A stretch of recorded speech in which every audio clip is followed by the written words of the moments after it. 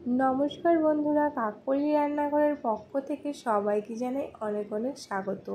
आज के चले आसलाम आबारो एकटा नतून धरनेर रेसिपि निये। आज के आमी तैरी करब मशला छोला भाजा। छोला तो आमरा अनेकेई अनेक भावे तैरी करे खेयेछि। एइभावे जोदि एकबार छोला भाजा खेये थाकेन ताहले एइ छोला भाजार प्रेमे पड़े जाबेन। एटा किन्तु सकाले बा सन्ध्याबेला टिफिने मुड़ी दिए मेखे खेते किंबा शुधु शुधु खेते दुर्दान्त लागे। देखेई बुझते पारछेन कतटा लोभनीय। ताहले चलुन देरी ना करे देखे नेই।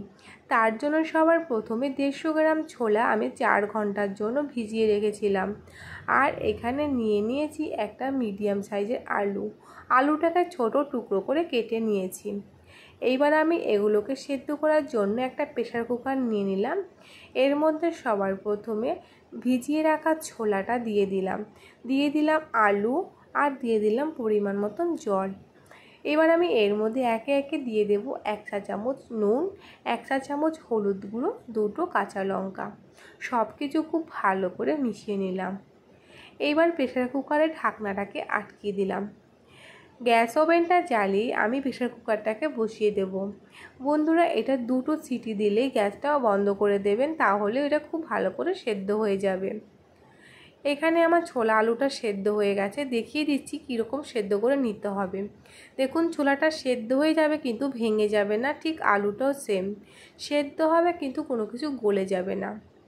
এবার আমি রান্নাটা করার জন্য একটা কড়াই বসিয়ে দিয়েছি। কড়াইতে দিয়ে দিলাম বেশ কিছুটা সরিষার তেল।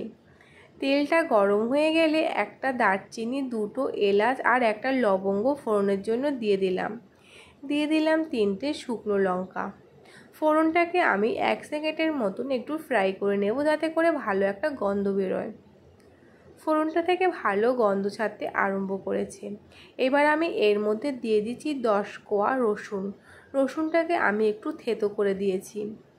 রসুনটা আমি 1 সেকেন্ড নেড়েচেড়ে এর মধ্যে দিয়ে দিচ্ছি বড় সাইজে 2টো পেঁয়াজ কুচি। বন্ধুরা এখানে কিন্তু কোনো মশলা বেশি পড়ে না, তাই পেঁয়াজটা কিন্তু এখানে একটু বেশি ব্যবহার করতে হয়। রসুন আর পেঁয়াজটা একটু বেশি দিলে কিন্তু এর স্বাদটা বেশি ভালো হবে।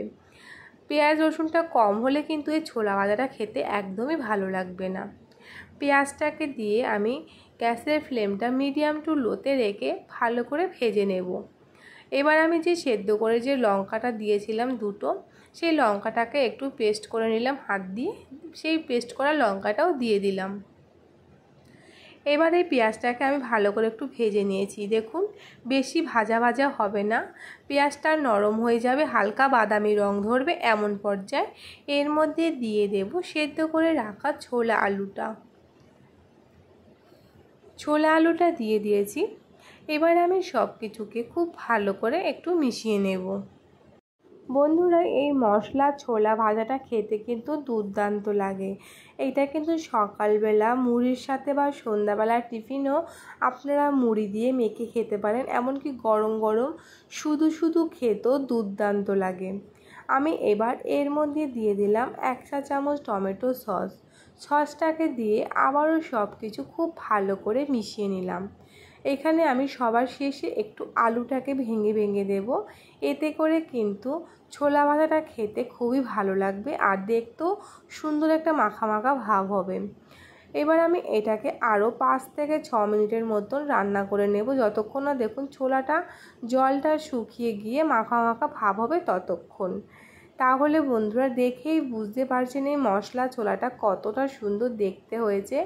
এটা যতটা সুন্দর দেখতে খেতেও কিন্তু তার থেকে বেশি টেস্টি। তাই আপনারা কিন্তু একবার হলেও আমার এই রেসিপিটা ভালো লাগলে অবশ্যই বাড়িতে ট্রাই করবেন।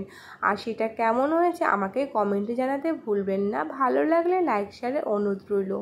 আর এইরকম নিত্য নতুন সহজ ধরনের রেসিপি পেতে অবশ্যই নতুন বন্ধুরা চ্যানেলটিকে সাবস্ক্রাইব করে আমার পাশে থাকবেন।